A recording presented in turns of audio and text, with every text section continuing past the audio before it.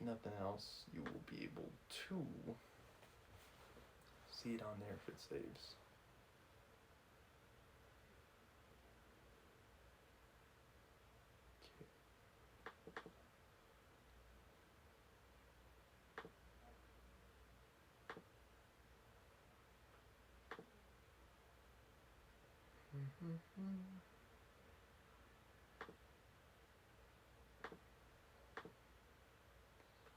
Okay, it's starting up.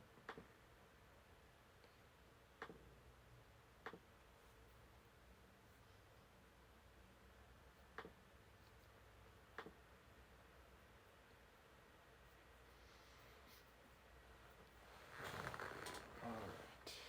Technically we're in the epilogue now. Let me see if I can change that real quick.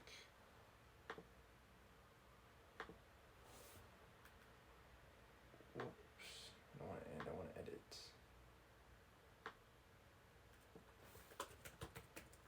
There we go. Getting close to the end. Alright, here we go. Siberia.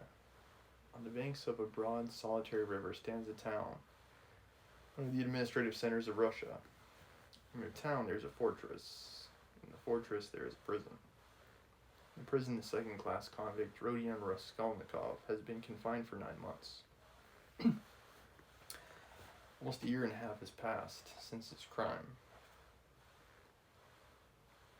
There had been little difficulty about his trial. The criminal adhered exactly, firmly, and clearly to his statement. He did not confuse nor misrepresent facts, nor soften them in his own interest, nor omit the smallest detail. He explained every incident of the murder, the secret of the pledge, the piece of wood with the strip of metal, which was found in the murdered woman's hand. He described minutely how he had taken her keys, what they were like, as well as the chest and its contents. He explained the mystery of Lizaveta's murder, described how Koch and after him the student knocked, and repeated all they had said to one another, how he afterwards had run downstairs and heard Nikolai and Dmitri shouting, how he had hidden in the empty flat and afterwards gone home. He ended by indicating the stone in the yard off the Voznensky Prospect, under which the purse and the trinkets were found. The whole thing, in fact, was perfectly clear. The lawyers and the judges were very much struck, among other things, by the fact that he had hidden the trinkets and the purse under a stone, without making use of them, and that, what was more, he did not now remember what the trinkets were like, or even how many there were. The fact that he had never opened the purse, and did not even know how much was in it, seemed incredible. There turned out to be in the purse 317 rubles and 60 kopecks. For being so long under the stone, some of the most valuable notes lying uppermost had suffered from the damp. It were a long while to discover why the accused man should tell a lie about this. About everything else, he had made a truthful and straightforward confession. Finally, some of the lawyers more versed in psychology admitted that it was possible he had really not looked into the purse, and so didn't know what was in it when he hid it under the stone. But they immediately drew the deduction that the crime could only have been committed through temporary mental derangement, through homicidal mania, without object or the pursuit of gain. This fell in with the most recent fashionable theory of temporary insanity, so often applied in our days in criminal cases. I think it's more believable in Lizaveta's case. Like it was like a spur of the moment kind of deal, where she walked in and then he killed her for being there. I don't think it's as believable in, what was her name?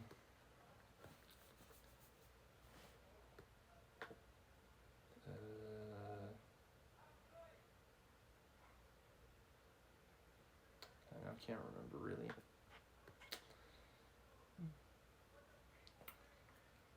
We haven't heard or seen from her in a long time, so it's, yeah, she's all but forgotten. He took the money, basically. He took the purse, so that tells us that he had some financial motive. Moreover, Raskolnikov's hypochondriacal condition was proved by many witnesses, by Dr. Zosimov, his former fellow students, his landlady, and her servant. All this pointed strongly to the conclusion that Raskolnikov was not quite like an ordinary murderer and robber, but that there was another element in the case. To the intense annoyance of those who maintained this opinion, the criminal scarcely attempted to defend himself. To the decisive question as to what motive impelled him to the murder and the robbery, he answered very clearly with the coarsest frankness that the cause was his miserable position, his poverty and helplessness, his desire to provide for his first steps in life by the help of 3,000 rubles and that he had reckoned on finding. He had been led to the murder through his shallow and cowardly nature, exasperated moreover by privation and failure. To the question what led him to confess, he answered that it was his heartfelt repentance. All this was almost coarse. The sentence, however, was more merciful than could have been expected, perhaps partly because the criminal had not tried to justify himself, but had rather shown a desire to exaggerate his guilt. All these strange and peculiar circumstances of the crime were taken into consideration. There could be no doubt of the abnormal and poverty-stricken condition of the criminal at the time. The fact that he had made no use of what he had stolen was put down partly to the effect of remorse, partly to his abnormal mental condition at the time of the crime. Incidentally, the murder of Elizaveta served indeed to confirm the last hypothesis. A man commits 2 murders and forgets that the door is open. Finally, the confession at the very moment when the case was hopelessly muddled by the false evidence given by Nikolai through melancholy and fanaticism. When, moreover, there were no proofs against the real criminal, no suspicions even, Porfiry Petrovitch fully kept his word. All this did much to soften the sentence. Other circumstances, too, in the prisoner's favor came out quite unexpectedly. Razumhin somehow discovered and proved that while Raskolnikov was at the university, he had helped a poor, consumptive fellow student, and had spent his last penny on supporting him for 6 months. When the student died, leaving a decrepit old father whom he had maintained almost from his 13th year, Raskolnikov had got the old man into a hospital and paid for his funeral. When he died, Raskolnikov's landlady bore witness, too, that when they had lived in another house of 5 corners, Raskolnikov had rescued 2 little children from a house on fire and was burnt in doing so. This was investigated and fairly well confirmed by many witnesses. These facts made an impression in his favor. In the end, the criminal was, in consideration of extenuating circumstances, condemned to penal servitude in the 2nd class for a term of 8 years only. Skipped ahead. So where am I now?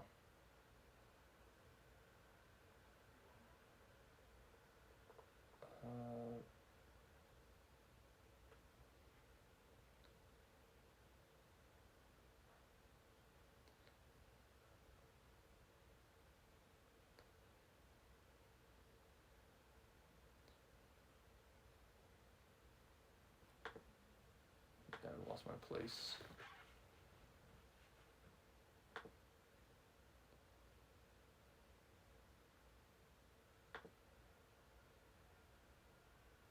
Okay, I think I'm in.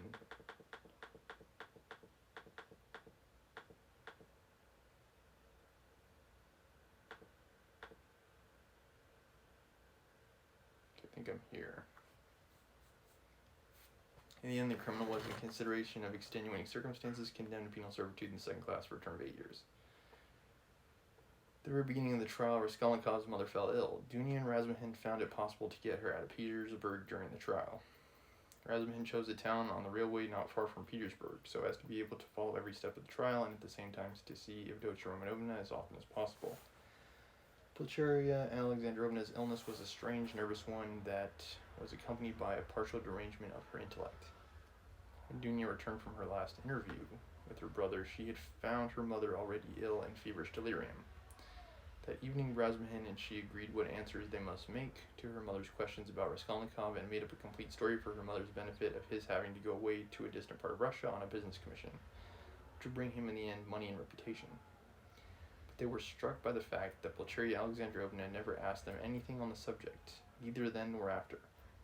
On the contrary, she had her own version of her son's sudden departure. She told them with tears how he had come to say goodbye to her, hinting that she alone knew many mysterious and important facts, and that Rodya had many very powerful enemies, so that it was necessary for him to be in hiding.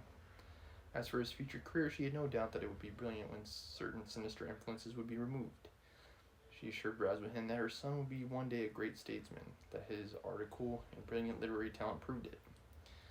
This article she was continually reading, she even read it aloud, almost took it to bed with her, but scarcely asked where Rogia was, though the subject was obviously avoided by the others, which might have been enough to awaken her suspicions. They began to be frightened at last at Pulcheria Alexandrovna's strange silence on certain subjects. She did not, for instance, complain of getting no letters from him, though in previous years she had only lived on the hope of letters from her beloved Rogia. This was the cause of a great uneasiness to Dunya.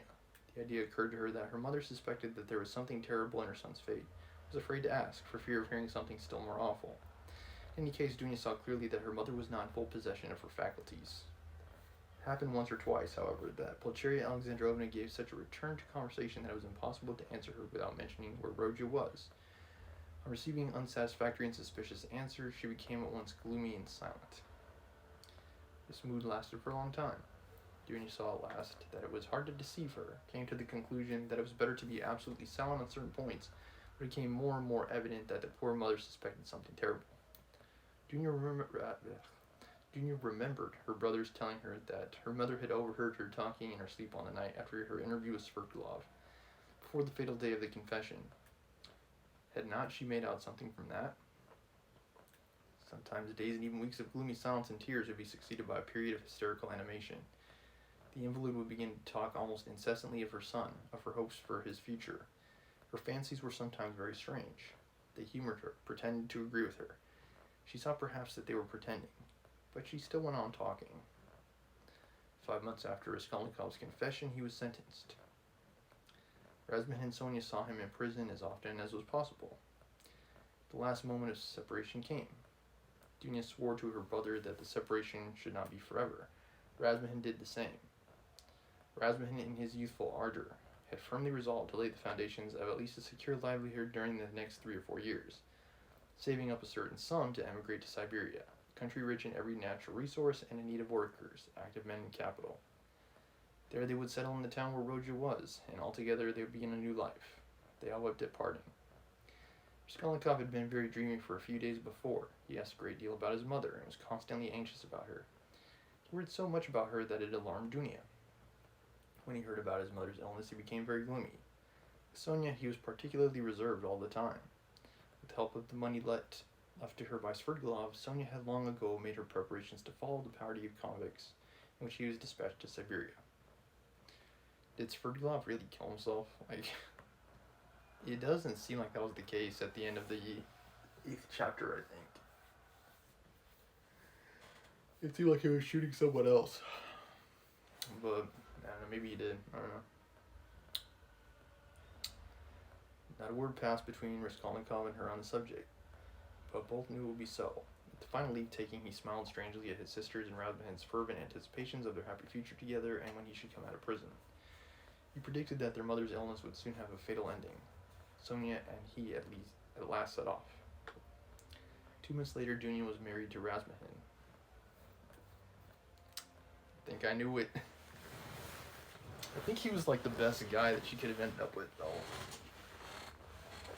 Like, he's the only one who's like always the good friend to Raskolnikov. It was a quiet and sorrowful wedding. Porfiry Petrovich and Zosimov were invited, however. Wow. They really invited Luzhin? Why? During all this period, Razmin wore an air of resolute determination.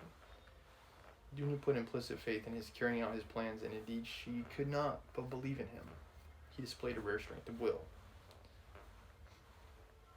Among other things, he began attending university lectures again in order to take his degree. He seems like a Labrador Retriever if a Labrador Retriever was like a human being. Like that's Razmin.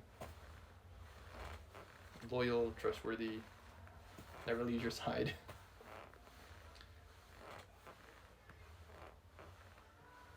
They were continually making plans for the future. Both counted on settling in Siberia within 5 years at least. Till then, they rested their hopes on Sonia. Pulcheria Alexandrovna was delighted to give her blessing to Dunya's marriage with Razmin, but to the marriage she became even more melancholy and anxious. To give her pleasure, Razmin told her how Raskolnikov had looked after the poor student and his decrepit father, and how a year ago he had been burnt and injured in rescuing 2 children from a fire. These two pieces of news excited Pulcheria Alexandrovna's disordered imagination, almost to ecstasy. She was continually talking about them, even entering into conversation with strangers in the street, though Dunya always accompanied her, in public conveyances and shops. Wherever she could capture a listener, she would begin the discourse about her son, his article, how he had helped a student, how he had been burned in the fire, and so on. Dunya did not know how to restrain her. Apart from the danger of her morbid excitement, there was the risk of someone's recalling Raskolnikov's name and speaking of the recent trial. Pulcheria Alexandrovna found out the address of the mother of the two children her son had saved and insisted on going to see her. At last, her restlessness reached an extreme point. She would sometimes begin to cry suddenly and was often ill and feverishly delirious. One morning she declared that, by her reckoning, Rodius ought soon to be home. She remembered when he said goodbye to her, he said that they must expect him back in 9 months. She began to prepare for his coming, began to do up her room for him, to clean the furniture, to wash and put up new hangings, and so on. Dunya was anxious, but said nothing and helped her to arrange the room. After a fatiguing day spent in continual fancies and joyful daydreams and tears, Pulcheria Alexandrovna was taken ill in the night, and by morning she was feverish and delirious. It was brain fever. She died within a fortnight. In her delirium, she dropped words which showed that she knew a great deal more about her son's terrible fate than they had supposed. For a long time, Raskolnikov did not know of his mother's death, though a regular correspondence had been maintained from the time he reached Siberia. It was carried on by means of Sonia, who wrote every month to the Razumhins and received an answer with unfailing regularity. At first they found Sonia's letters dry and unsatisfactory, but later on they came to the conclusion that the letters could not be better, for from these letters they received a complete picture of their unfortunate brother's life. Sonia's letters were full of the most matter-of-fact detail, the simplest and clearest description of all Raskolnikov's surroundings as a convict. There was no word of her own hopes, no conjecture as to the future, no description of her feelings. Sonia, in a nutshell, is a very selfless character. Instead of any attempt to interpret his state of mind and inner life, she gave the simple facts. That is, his own words, an exact account of his health, what he asked for at their interviews, what commission he gave her, and so on. All these facts she gave with extraordinary minuteness. The picture of their unhappy brother stood out at last with great clearness and precision. There could be no mistake because nothing was given but facts. Dunya and her husband could get little comfort out of the news, especially at first. Sonia wrote that he was constantly sullen and not ready to talk. He scarcely seemed interested in the news she gave him from the letters. He sometimes asked after his mother, and that when, seeing that he had guessed the truth, she told him at last of her death. She was surprised to find that he did not seem greatly affected by it, not externally at any rate. She told him that, although he seemed so wrapped up in himself, and as it were shut himself off from everyone, he took a very direct and simple view of his new life, that he understood his position, expected nothing better for the time, had no ill-founded hopes, as is common in his position, scarcely seemed surprised at anything in his surroundings, so unlike anything he had known before. She wrote that his health was satisfactory. He did his work without shirking or seeking to do more. He was almost indifferent about food, but except on Sundays and holidays, the food was so bad that at last he had been glad to accept some money from her, Sonia, to have his own tea every day. He begged her not to trouble about anything else, declaring that all this fuss about him only annoyed him. Sonia wrote further that in prison he shared the same room with the rest, that she had not seen the inside of their barracks, but concluded that they were crowded, miserable, and unhealthy, that he slept on a plank bed with a rug under him, and was unwilling to make any other arrangement, but that he lived so poorly and roughly, not from any plan or design, but simply from an inattention and indifference. Sonia wrote simply that he had at first shown no interest in her visits, had almost been vexed with her indeed for coming, unwilling to talk and rude to her, but that in the end these visits had become a habit, and almost a necessity for him, so that he was positively distressed when she was ill for some days and could not visit him. She used to see him on holidays at the prison gates or in the guard room, to which he was brought for a few minutes to see her. It's like, Sonia's on Sonia. On working days, she would go to see him at work, either at the workshops or at the brick kilns, or at the sheds on the banks of the Irtish. About herself, Sonia wrote that she had succeeded in making some acquaintances in the town, that she did sewing, and as there was scarcely a dressmaker in town, she was looked upon as an indispensable person in many houses. She did not mention that the authorities were, through her, interested in Raskolnikov, that his task was lightened, and so on. At last the news came. Dunya had indeed noticed signs of alarm and uneasiness in the preceding letters, that he held aloof from everyone, that his fellow prisoners did not like him, that he kept silent for days at a time and was becoming very pale. In the last letter, Sonia wrote that he had been taken very seriously ill and was in the convict ward of the hospital. There you go, first part of the epilogue. I think we may have only 1 or 2 more episodes of Crime and Punishment. We might be wrapping up the book tomorrow. Thank you for watching. I hope you've enjoyed this series. Crime and Punishment, just amazing book. Just very like punchy, a lot of action, good pacing in the chapters. Like, I don't feel like it's a long tale of whimsy like the novel War and Peace is. Like, the chapters are like short, very directed. We care about the characters. Like, I was rooting for Sonia the entire time. And yeah, just extremely talented writer, Fyodor Dostoevsky. So I'm interested and excited to see how this book wraps up. Absolutely recommend it to anyone and everyone. I hope you've, like I said, enjoyed this series. And thank you for watching.